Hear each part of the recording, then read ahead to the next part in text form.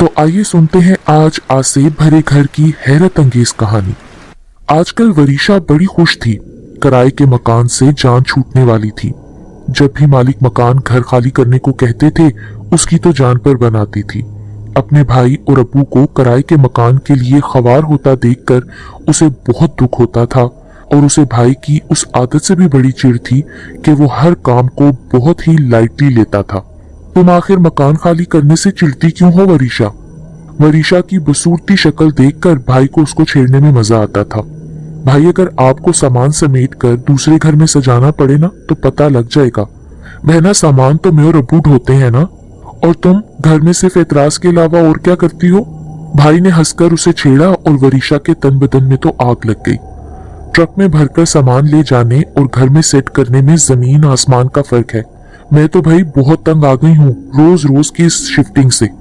अम्मी अबू से कहे ना अपना घर खरीद ले, कब तक हम खाना बदोशों की तरह जिंदगी गुजारेंगे। परेशान तो वरीशा के अब्बू प्रोफेसर जीशान और उसकी अम्मी भी थी। मालिक मकान के नखरे, फिर हर साल किराया बढ़ाने का मुतालबा और इसके अलावा आए दिन की तब्दीली से फर्नीचर पर भी जगह जगह निशानात अलग पड़ जाते थे। अब तो अब्बू ने भी संजीदगी से घर लेने का सोच लिया था, मगर उनकी महदूद आमदनी, बच्चों की पढ़ाई और फिर मकानों की कीमतें भी तो आसमानों पर पहुंची हुई थी। हाउस बिल्डिंग से लोन भी रिश्वत दिए बगैर नहीं मिलता था। उन्होंने हमेशा हक हलाल का कमाया और बच्चों को खिलाया। अब इस उम्र में अपनी आकबत खराब करने से उन्हें डर लगता था। फिर उनकी किस्मत अच्छी थी कि हाउस बिल्डिंग में उनके एक शागिर्द की पोस्टिंग हो गई और यूं उन्हें बगैर किसी रिश्वत के लोन मिल गया। और बहुत सोचो विचार के बाद उन्होंने एहसनाबाद में एक 300 गज का प्लाट खरीद लिया, जो शहर से दूर और वीरान होने की वजह से निस्बतन सस्ता और उनकी रेंज में था।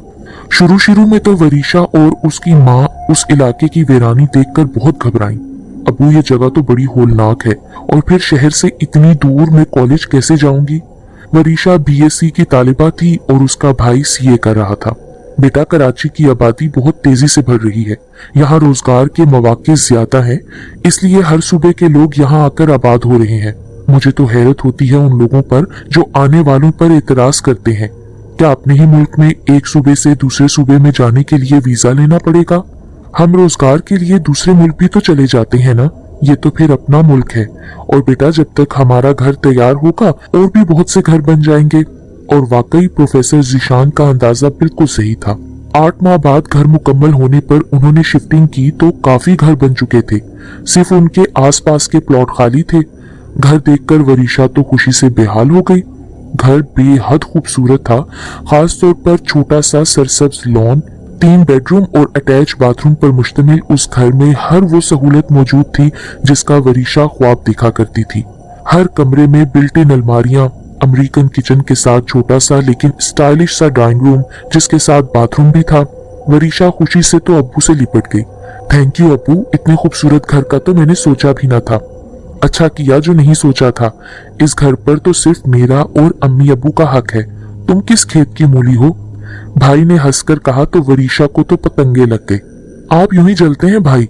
देखना मैं अपना कमरा किस खूबसूरती से सजाऊंगी। सिर्फ नाम का ही कमरा होगा तुम्हारा, क्योंकि कुछ अरसे बाद हम तुम्हें इस घर से निकाल देंगे। इंतजार कर रहे हैं उस शख्स का जो इस मुसीबत को अपने घर ले जाए। भाई ने फिर उसे छेड़ा और वरीशा उसको मारने दौड़ी, लेकिन प्रोफेसर जीशान बीच में आ गए। बेटा, मत छेड़ा करो हमारी चहकती बुलबुल को। ये तो इस घर की रौनक और रहमत है। इसकी रुखसती के बाद भी कमरा उसी के नाम ही अलॉट रहेगा। वरीशा ने जुबान चढ़ाते हुए खुद को बाप की बाहों में छुपा लिया। कई दिन तो घर की सेटिंग में निकल गए। फिर वरीशा को तन्हाई सताने लगी। घर के सन्नाटे और वीरानी से दिल घबराने लगा। हालांकि काफी घर आबाद थे, लेकिन अजीब खुश्क और बदजोक लोग थे। किसी ने भूले से भी आकर झांका तक नहीं था। जूं जूं वक्त गुजरता रहा, वरीशा एक अजीब किस्म की बेचैनी और इस्तराब का शिकार हो रही थी। आजकल कॉलेज की भी छुट्टियां थी और मोबाइल पर दोस्तों से कितनी बातें करती और कब तक टीवी देखती। किसी से अपनी कैफियत शेयर भी नहीं कर सकती थी, क्योंकि घर खरीदने के लिए सबसे ज्यादा उतावली वही थी। उस दिन अचानक अम्मी को प्रोफेसर साहब के दोस्त की वालिदा के इंतकाल पर जाना पड़ गया, तो अब्बू ने अम्मी को जनाजा उठने से पहले पहुंचने की ताकीद की। अम्मी, मैं घर में अकेली कैसे रहूंगी? वरीशा ने एहतजाज किया। मैंने तुम्हारे भाई को मैसेज कर दिया है, वो मुझे 1 घंटे बाद पिकअप कर लेगा। तुम्हारे अब्बू तो जनाजा पढ़कर ही आएंगे, तुम जब तक टीवी देखती रहना। और हाँ, जब तक मैं वापस ना आऊं तुम दरवाजा मत खोलना। माँ के चले जाने के बाद वरीशा ने लाउंज में रखे टीवी को ऑन किया। उसका पसंदीदा ड्रामा आ रहा था। अचानक उसे लगा उसके पीछे कोई खड़ा है। उसने मुड़कर देखा तो कोई भी नहीं था। ला हौला वला कुव्वत, उसको अपनी ही बुज़दिली पर हंसी आ गई। अचानक किसी का भारी हाथ उसके कंधे पर आ धरा। वरीशा की तो चीख निकल गई, घबराकर खड़ी हो गई। कोई नहीं था। उसका दिल धड़क धड़क कर लगता था पसलियां तोड़कर बाहर आ जाएगा। उसने घूमकर पूरे कमरे का जायजा लिया और फिर घबराकर आयतल कुर्सी पढ़ने लगी। अब उसको सर्दी महसूस हो रही थी। नवंबर का महीना था और खुले इलाके की वजह से फिजा में खुनकी सी पैदा हो गई थी। वरीशा ने टीवी बंद किया और कॉफी बनाने किचन की तरफ बढ़ी, जो अमेरिकन स्टाइल में खुला हुआ था, और काउंटर के साथ 2 कुर्सियां भी रखी हुई थीं, जिस पर अक्सर दोनों माँ बेटी दोपहर को खाना खाया करती थीं। अभी उसने सोचा ही था कि कॉफी फेंकने की आवाजें आने लगी। उसकी हैरत से तो आंखें फटी की फटी रह गई। तैयार कॉफी काउंटर पर रखी थी। वो घबराकर अपने कमरे में बंद हो गई और मोबाइल पर भाई से बात करने की कोशिश करने लगी, मगर शायद सिग्नल्स का प्रॉब्लम था। वो तो अब चीख चीख कर रोने लगी। अचानक किसी ने उसके मुंह पर हाथ रख दिया, फिर उसे अपना होश नहीं था। आंख खुली तो वो अपने बिस्तर पर थी और बाहर से अम्मी और भाई की बातों की आवाज आ रही थी। वो घबराकर कमरे से बाहर निकल आई। भाई, अम्मी, आप लोग आ गए? दरवाजा किसने खोला था? पागल, तुम्ही ने तो खोला था। फिर बात किए बगैर जाकर कमरे में सो गई, मगर अम्मी ने तुम्हें उठाने नहीं दिया क्योंकि तुमने जबरदस्त सुखड़ापे का मुजाहरा करके उन्हें तो हैरत में डाल दिया था। खाना तैयार, रोटी पकी हुई और घर साफ सुथरा। तुम इस कदर कामचोर और निकम्मी हो, आज तुम पर काम करने का दौरा कैसे पड़ गया? भाई के लहजे में शरारत थी। मत तंग करो मेरी बेटी को, इस कदर काम किया है, थक कर सो गई होगी ना। माँ ने प्यार से कहा तो वो सोच में पड़ गई। कैसे बताऊं उन्हें कि मैंने तो कोई काम नहीं किया, और फिर बता भी दिया तो क्या फायदा होगा? कर्ज उधार लेकर ये घर बनाया है अब्बू ने, क्या इसे छोड़ना होगा? शायद मैंने ख्वाब देखा होगा, लेकिन क्या मैंने ख्वाब में खाना भी पका दिया? माँ और बाप हैरान थे। वरीशा, जो नमाज पढ़ने की आदी ना थी, आजकल बगैर कहे नमाज के साथ साथ तिलावत कुरान पाक भी कर रही थी। दोनों ही बहुत खुश थे और दुआगो भी कि बीएससी करते ही हम अपनी बेटी की शादी कर देंगे। मगर परेशानी ये थी कि लोग रिश्ते के लिए कहते जरूर थे, लेकिन इस इलाके यानी एहसनाबाद आने के लिए कोई तैयार ना होता था। अब तो प्रोफेसर साहब को भी शहर से बाहर घर बनाने पर मलाल होने लगा। घर खरीदने से पहले उन्हें घर वालों की और लोगों की राय को अहमियत देना चाहिए थी, या कम से कम इतना ही करते कि इस्तिखारा ही कर लेते। हालांकि उनकी ये आदत थी कि किराए का घर लेने से पहले भी वो इस्तिखारा जरूर करते थे, ताकि अल्लाह की रजा शामिल हो जाए। मगर जाने किस तरह इस अहम काम के वक्त वो इस्तिखारा करना भूल गए और अब वो पछता रहे थे। अबू ने वरीशा की तन्हाई के ख्याल से उसके कमरे के लिए बीवी की मुखालफत के बावजूद छोटा टीवी ले दिया था, ताकि वो अपने कमरे में सुकून से टीवी देख सके, क्योंकि जिस किस्म के खुले डटे ड्रामे और प्रोग्राम आते थे, उन्हें खुद भी बच्चों के, खास तौर पर बेटी के साथ बैठकर देखने में शर्म आती थी। रात नींद न आने पर जब वरीशा ने टीवी ऑन किया तो उस पर कोई ड्रोनी मूवी आ रही थी। उसने खौफजदा होकर टीवी बंद करना चाहा तो वो तो जाम हो गया।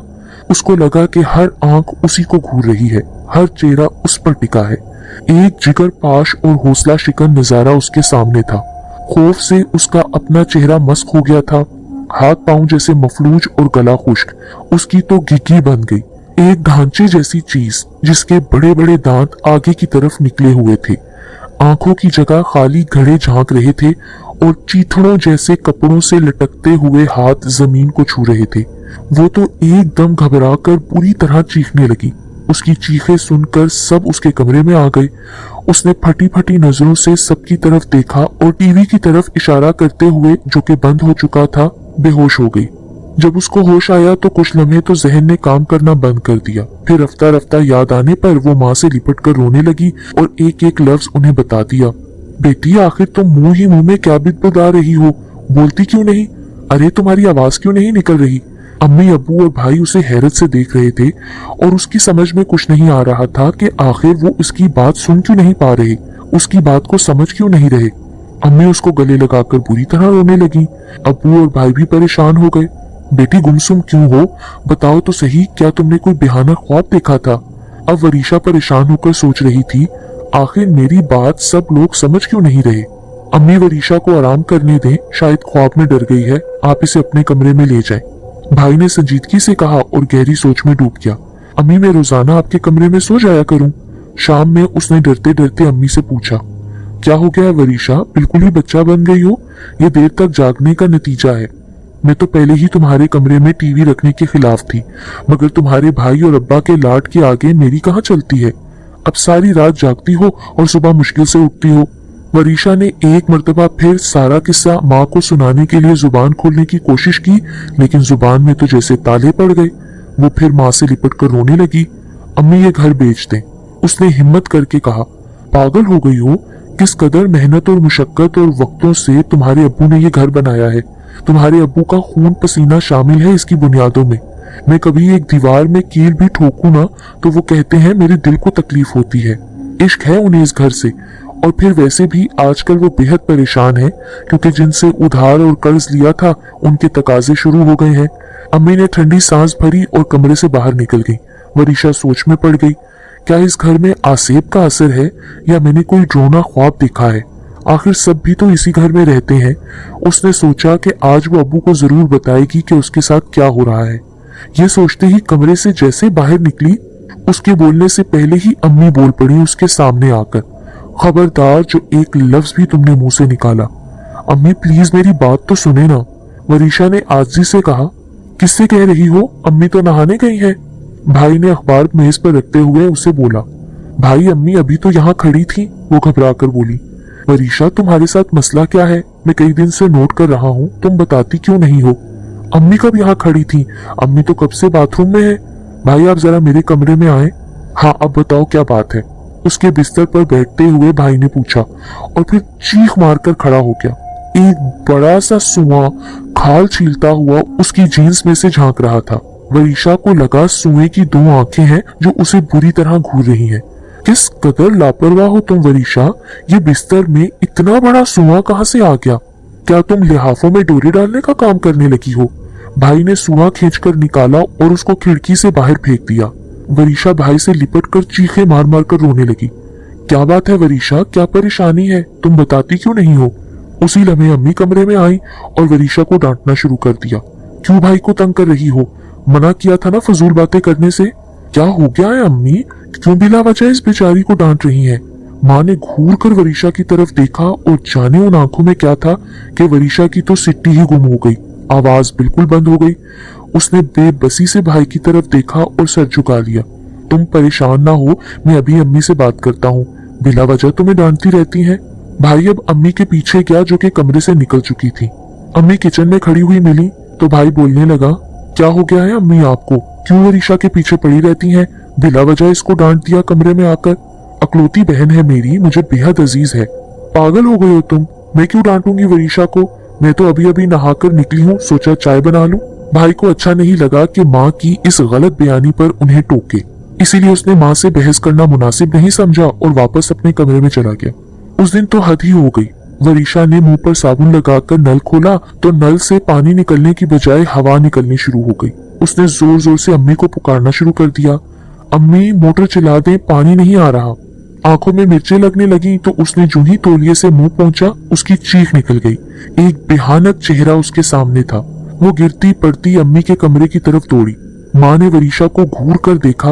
उनके चेहरे का जाविया बिगड़ गया था और आंखों से कहर बरस रहा था।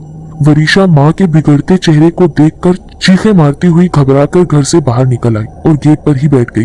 भाई और अब्बू को देखकर उसकी जान में जान आई। ये क्या तरीका है, घर के बाहर क्यों बैठी हो? भाई ने उसको डांटना शुरू किया तो वो जवाब दिए बगैर अंदर की तरफ बढ़ गई। सामने ही अम्मी खड़ी थी। कहाँ चली गई थी तुम बेटी? मैं कब से तुम्हें आवाजें दे रही हूँ। अब वरीशा ने बताने के लिए मुंह खोलना चाहा, मगर उसको अपनी माँ की आंखों में कहर नजर आया तो उसकी बोलती ही बंद हो गई। अब वो मुझे वरीशा की बड़ी फिक्र है, पता नहीं क्यों हर वक्त डरी डरी सहमी सहमी सी रहती है। पूछो तो कुछ बताती भी नहीं है, पता नहीं उसके साथ क्या मसला है। तन्हाई में भाई ने अब्बू के सामने अपने खदशे का इजहार किया और अब्बू भी सोच में पड़ गए। तुम ठीक कह रहे हो बेटा, मैं भी महसूस कर रहा हूँ। घर में सफेद बिल्ली को देखकर तो वरीशा की आंखें चमक उठी। उसको बिल्लियां बहुत पसंद थी। उसने बिल्ली को गोद में उठा लिया। अम्मी देखें किस कदर सेहतमंद और खूबसूरत बिल्ली है, भाई को दिखाती हूँ। अचानक वरीशा को लगा बिल्ली का हुजम बढ़ता जा रहा है और उसके वजन से उसके हाथ दुख रहे हैं। उसने जैसे ही बिल्ली की तरफ देखा उसकी तो चीखें निकल गई। बिल्ली के पांव जमीन से टकरा रहे थे और उसकी गोद में एक सेहतमंद बकरा था। उसने जोर से बकरा फेंका और चीखें मारने लगी। उसकी चीखें सुनकर सब जमा हो गए। वरीशा थर थर कांप रही थी। अबू ने पूछा कि बेटा क्या हुआ है। जब उसने अपनी माँ की तरफ देखा, यकदम मुंह फेर लिया और तेज तेज बोलकर सारा किस्सा बयान कर दिया। वो जानती थी कि माँ की आंखों में उसको कहर नजर आता है, जिससे उसकी बोलती बंद हो जाती है। वरीशा ने अब्बू को ये भी बताया कि मैं जब भी भाई या अम्मी से बात करने की कोशिश करती हूँ तो अम्मी मेरी बात नहीं सुनती और मुझे डरा धमकाकर भाई को भी बताने से मना कर देती हैं। बेगम, तुमने वरीशा की बात क्यों नहीं सुनी? अब्बू भी गुस्से में धाड़े। मैं आपको क्या बताती, खुद मेरी भी बोलती बंद हो जाती थी।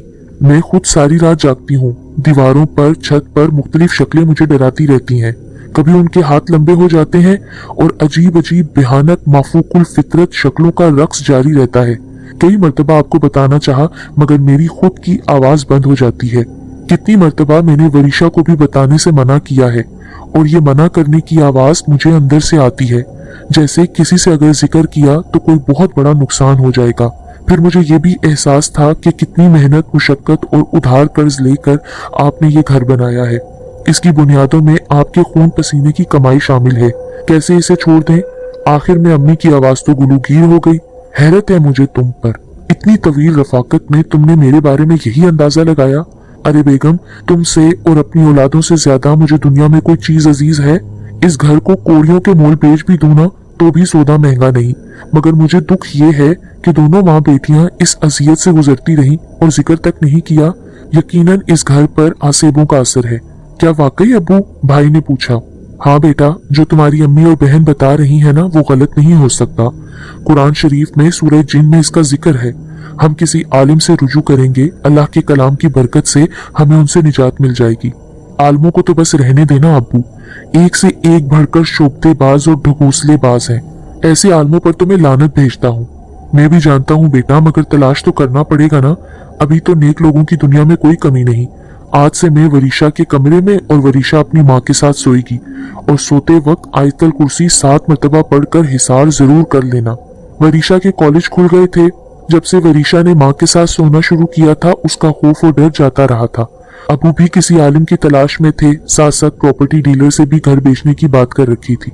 जब अपने घर में सुकून से रहने की आदत हो गई थी, इसीलिए सब परेशान थे कि किराए के घर में कैसे रहेंगे, क्योंकि जितनी कीमत घर की लग रही थी उसमें तो 120 गज का घर भी नहीं आ रहा था।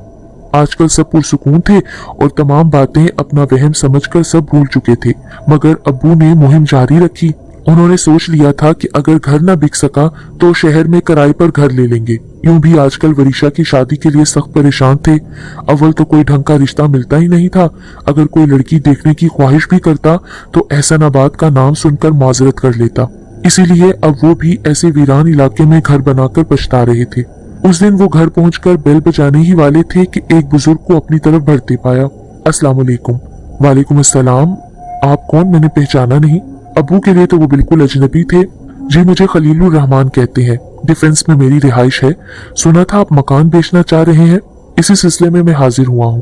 प्रोफेसर साहब ने उन्हें ड्राइंग रूम में लाकर बिठाया और फिर रख रखाव से मुतासिर होकर हर बात बता दी, सवाए इसके कि घर में किसी किस्म के आसेब का शक है, क्योंकि खुद अबू अभी तक इस तजर्बे से नहीं गुजरे थे। इसीलिए उन्होंने बताना भी मुनासिब नहीं समझा। आप डिफेंस में रहते हैं तो फिर यहाँ घर क्यों लेना चाह रहे हैं? अरे साहब, आपको आम खाने से मतलब है या पेड़ गिनने से? फिर वो नरमी से बोले, मैं इस मकान की कीमत का तयन आप पर छोड़ता हूँ। आप शहर के किसी भी हिस्से में इतना ही बड़ा मकान पसंद कर लें, वो आपके नाम हो जाएगा, फिर ये आप मेरे नाम कर देना। देखिए, मैं सौदे में बेईमानी नहीं कर सकता। जिस कीमत में मुझे ये मकान पड़ा है उस कीमत में तो शहर में इससे आधा घर भी नहीं आएगा। फिर हाउस बिल्डिंग का लोन और लोगों का कर्ज, मैं तो घर खरीदने की पोजीशन में ही नहीं हूँ। प्रोफेसर साहब ने सफाई से अपनी हैसियत बता दी। बुजुर्ग ज़ेरे लब मुस्कुराए, फिर मतानत और संजीदगी से गोया हुए, आपको कुछ बताने की जरूरत नहीं है, मैं आपके बारे में सब जानता हूँ। आप जल्द से जल्द मकान पसंद कर ले, मैं 1 हफ्ते बाद आकर आपसे मिलूंगा। और हाँ, अभी इस डील के बारे में किसी को बताइएगा नहीं।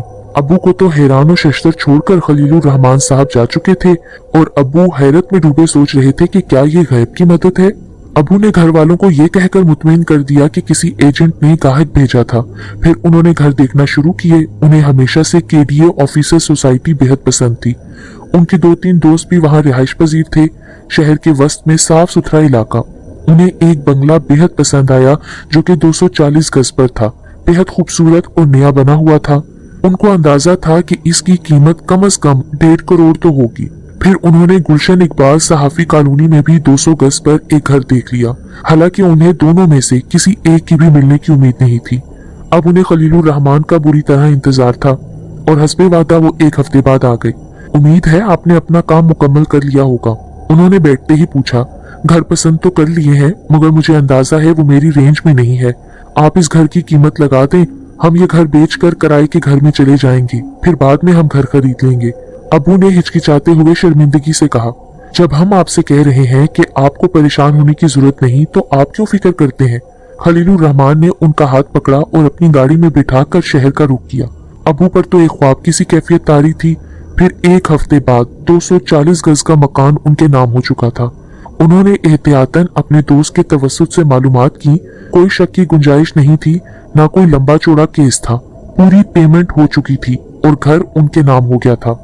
दूसरे दिन खलीलुर रहमान उनको अपने साथ मुख्तलिफ दफातर में ले गए और एक दिन में उनका घर खलीलुर रहमान के नाम हो गया। फिर अबू की हैरत पर वो मुस्कुराकर बोले, आप किसी शक में ना पड़े और रखते सफर बांध लें। आप अपनी बेटी की शादी के लिए भी परेशान हैं, देखिएगा वो नया घर आपके घर वालों के लिए खुशनसीबी की अलामत साबित होगा और आपके बेटे और बेटी की शादी बहुत अच्छी जगह हो जाएगी। उन बुजुर्ग की पेशगोई बिल्कुल सच साबित हो गई। ये घर उनके लिए बेहद अच्छा साबित हुआ। प्रोफेसर साहब का प्रमोशन हुआ, वो प्रिंसिपल बन गए और वरीशा के लिए बहुत अच्छे शरीफ घराने से रिश्ता आ गया। वरीशा तो जैसे हवाओं में उड़ने लगी थी। घर भी बेहद खूबसूरत और पुरसुकून था। अम्मी खलीलुर रहमान को दुआएं देती न थकती थीं। एक दिन उन्होंने अब्बू से कहा, मेरा ख्याल है किसी दिन उन बुजुर्गवार के घर चलकर शुक्रिया तो अदा कर दें। वरीशा की मंगनी की मिठाई भी खिलाएंगे। प्रोफेसर साहब को बेगम की तजवीज बहुत अच्छी लगी। दूसरे दिन बड़ा सा केक लेकर वो बेगम के साथ उनके घर पहुंच गए। बेल दे देकर थक गए मगर किसी ने दरवाजा नहीं खोला। आखिर तंग आकर उन्होंने एक पड़ोसी से पूछा, ये खलीलुर रहमान साहब क्या घर में नहीं होते? आप किसकी बात कर रहे हैं? वो साहब हैरत से बोले, ये घर पहले हमारा था और हमने खलीलुर रहमान साहब को बेचा था। आज हम इनसे मिलने आए हैं तो कोई दरवाजा ही नहीं खोल रहा। हालांकि घर की लाइटें भी जली हुई हैं और महसूस हो रहा है कि कोई अंदर है। जाइए जाइए, अपना रास्ता नापिए साहब। जब से आप लोग घर से गए हैं आज तक हमने किसी को नहीं देखा। अलबत्ता रोजाना रात को लाइटें जरूर जली होती हैं। अजीब मुअम्मा है, ना समझने का ना समझाने का। लोग कहते हैं इस घर में जिन्नों का बसेरा है, वल्लाह आलम, लेकिन आज तक कोई अंदर नहीं गया। अगर कभी किसी बच्चे की बॉल खेलते हुए अंदर चली जाए ना तो वहां से कोई बॉल बाहर फेंक देता है। जो कोई भी है, जिन या आसेब, हमें कोई परेशानी नहीं, बल्कि शायद उन्हीं की वजह से पूरे मोहल्ले में सुकून है। न चोरी, न चकारी, न कत्लो गारत, न कोई हंगामा आराई जो आजकल कराची शहर का वतीरा है। वापसी के सफर में प्रोफेसर साहब ने अपनी बेगम को तंबीह की, देखो बेगम, जो कुछ हमने सुना समझ लो सुना ही नहीं। भूले से भी किसी का जिक्र मत करना। मुझे लगता है कि जो भी इस घर के गैर मर्रई मकीन थे वो नहीं चाहते थे कि हम लोग उस घर में रहें। वो हमारी मजबूरी को समझते हुए खुद ही मकान के खरीदार बनकर आ गए। उन्होंने हमें कोई नुकसान नहीं पहुंचाया बल्कि हमारा भला ही किया। इसलिए बेहतर है हम भी इस बात को भूल जाएं और कभी भूले से भी किसी से और अपने बच्चों से भी इस बात का जिक्र ना करें। अम्मी ने भी दिल ही दिल में अहद कर लिया और वाकई फिर दोनों मियाँ बीवी ने इस बात का अपने बच्चों और किसी से भी जिक्र नहीं किया। लेकिन वो ये समझ चुके थे कि ये कोई नेक मुसलमान जिन बुजुर्ग थे जिन्हें उनकी अपने घर में मुदाखलत पसंद नहीं आई और कोई नुकसान पहुंचाने के बजाय उनके नए घर का बंदोबस्त कर दिया।